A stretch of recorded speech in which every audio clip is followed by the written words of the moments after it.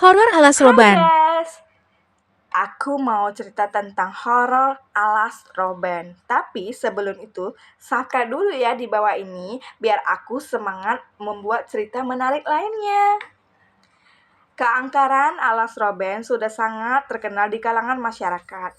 Alas Roben merupakan kawasan hutan jati yang berada di Jawa Tengah atau Jateng.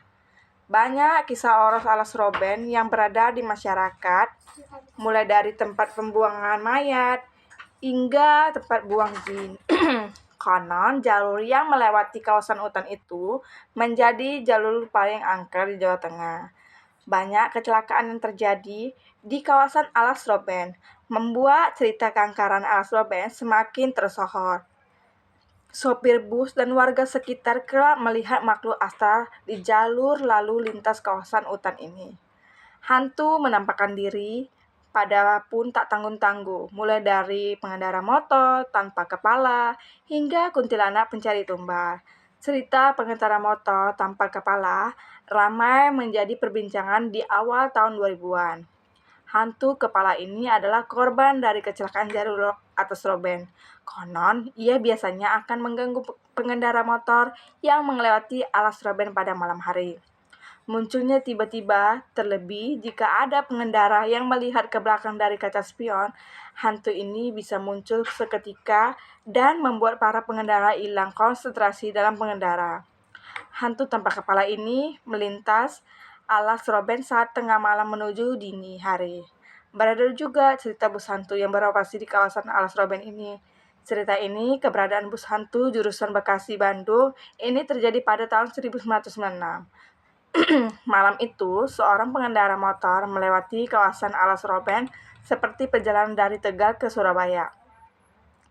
Pengendara itu harus melewati alas Roben yang pada saat itu belum ada penerangan sama sekali. Suasana mencekam ketika sudah masuk pukul 12 malam. Udara dingin tersebut yang berada di tengah hutan membuat bulu kuduk merinding seketika. Terlebih ketika jalur tersebut diguyur hujan. Kejanggalan mulai terjadi saat kendaraan besar seperti bus mengikuti pengendara motor dari belakang. Bus tersebut bukannya mempercepat lajunya menyilap, malah stabil dengan kecepatan di belakang motor pria itu.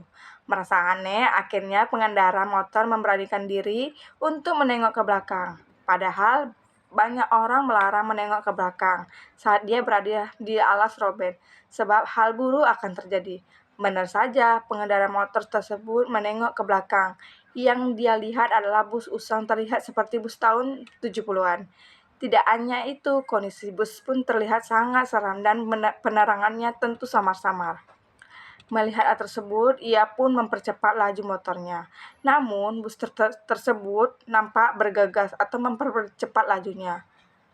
Bus tersebut selalu tepat berada di belakangnya, sampai suatu hari bus tersebut tancap gas dan menabrak pengendara motor. Bukan kecelakaan yang terjadi, melainkan bus itu menembus tubuh pria tersebut setelah menghilangkan entah kemana.